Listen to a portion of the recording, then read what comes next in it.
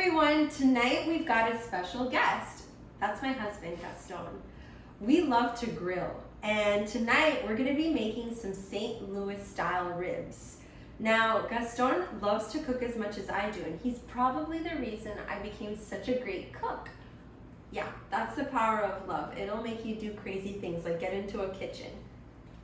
I love to barbecue, and I actually handle the grill pretty well. Grilling is fairly easy, but you just have to make sure that your temperature is right and you don't touch your meat too much. You just want to let it cook and do its own thing. So I've got a really beautiful rack of St. Louis style ribs that I got at Publix. Publix has the greatest meats ever. Okay, let's get started.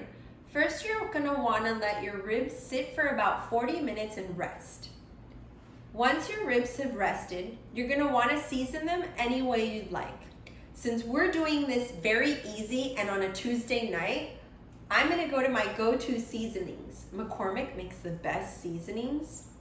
So tonight, I'm gonna be combining brown sugar bourbon and Mesquite seasoning. I'm gonna bring them together, and that's how I'm gonna season my ribs. There are many ways to make ribs, but tonight we're gonna throw them on the grill on the top rack, and then we're gonna close it, and the flame is gonna be on low heat.